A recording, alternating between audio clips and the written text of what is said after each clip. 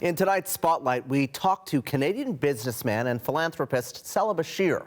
Bachir began sharing personal stories over the pandemic on social media, and people seemed to respond, especially to his recollections about celebrity interactions. So he put together a book with his best stories. Earlier, we talked about his life and his role in Toronto's LGBTQ+ community. And joining me in studio is Salah Bachir. So good to see you. Thank you for coming in. Thanks for having me. You know, there are so many personal, really personal stories in this new memoir.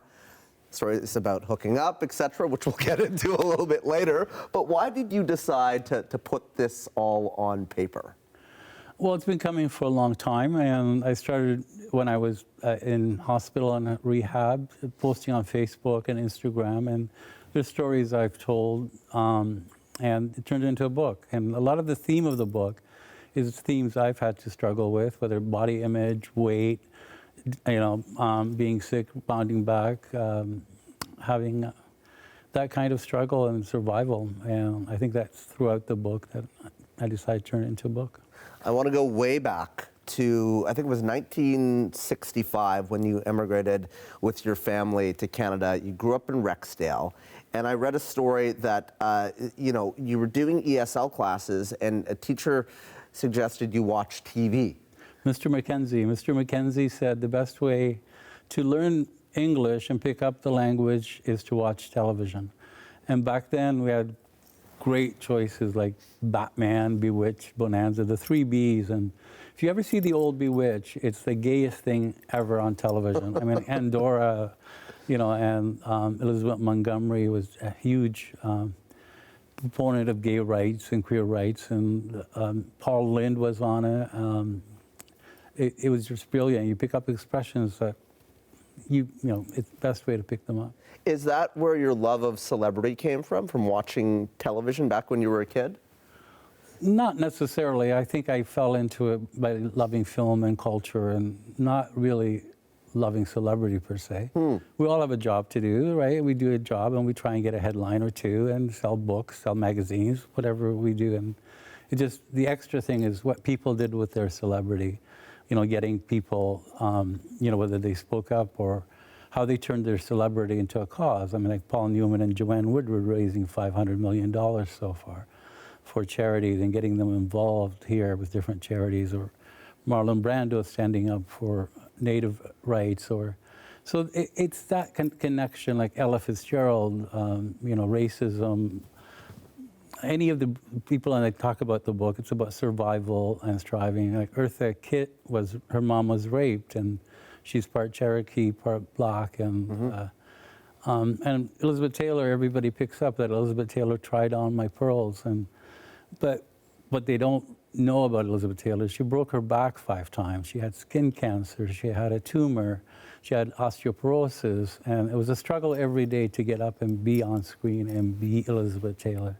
So it wasn't so much about celebrity in the book, but again, belonging, community, and some people get rejected at the end of their career and thrown away because of their weight or has been, and there's a new flavor of the month. When we talk about celebrity, we can forget that there's a person at the core of this. And I think that's what your book really shows, that they're human beings. These celebrities, these people that we see out there, they all have that human core, as you talk about. And they're all seeking community and belonging, and they're putting everything of themselves up on screen to be judged. And like artists, I'm married to an artist, Jacob Yerricks, and it's like artists put everything on their canvases, everything in their life, and then people out there. And for me, getting to know someone or getting to know somebody at the local market, where I've gone for like 32 years or something, and getting to know their story is just as important. Tell me about your career as an entrepreneur, as a businessman, and where kind of entertainment and business intersected, and then when it started to really take off. Well, it started in the video industry, the home video industry, probably too young to that. I know 3 years ago. We had a magazine called Video Mania, and we talked about and the revival of movies. You were able to see the Betty Davis collection, Gregory Peck in To Kill a Mockingbird, like the 25th anniversary of it was released on video. So the home video cassette and magazines, and from there we had Premiere Magazine and Famous Players. I co-owned Famous Players with Viacom, and we had a magazine called Famous in English and French. And then when Cineplex bought Famous Players Media, or Famous Players, I ran Cineplex Media and Cineplex Magazine.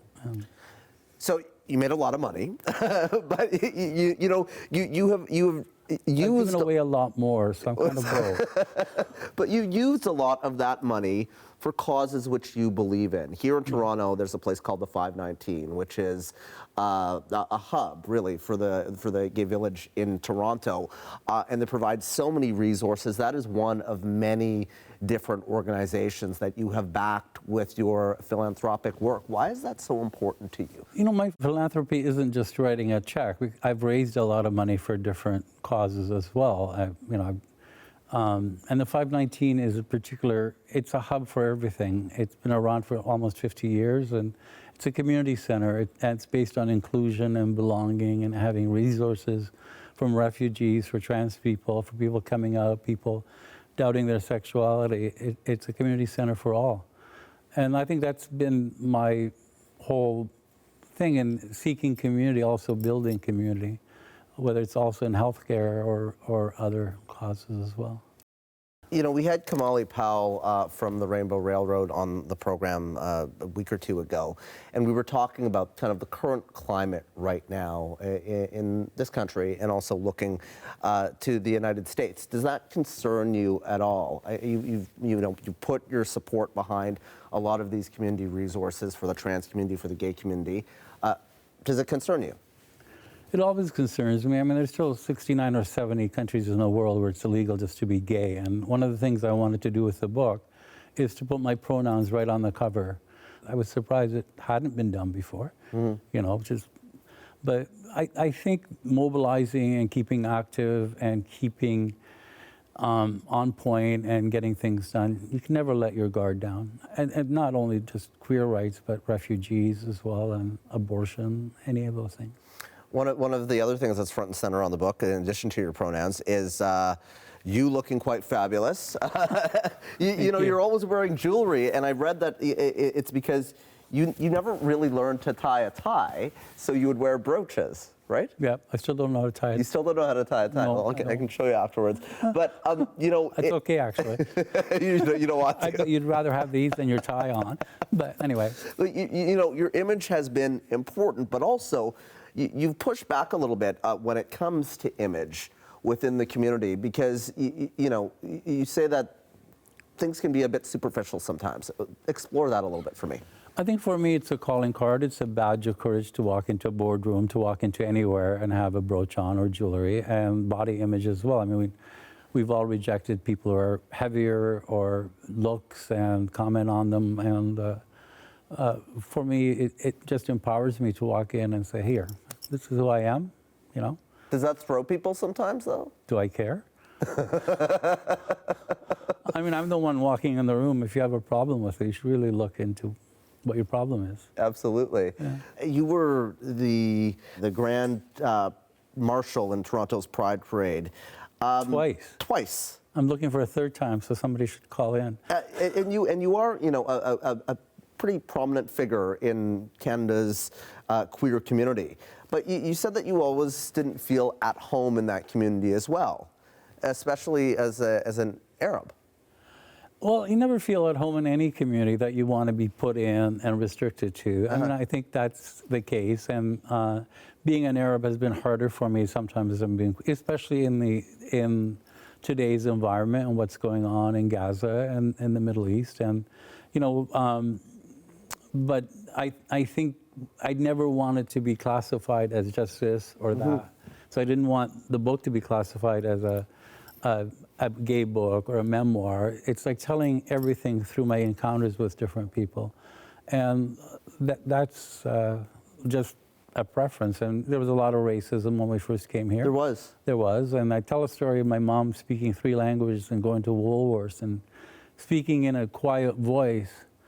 And the person said, "Speak English, lady." And I don't think I could say on CBC what I told him, but I'm sure.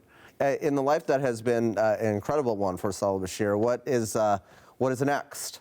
What are you focused on right now? More of the same. More of the same. Yeah, I'm thinking of writing a book about my grandmother's garden, that everything was edible in her garden, that you can pick rose hips and jasmine and all those things around you.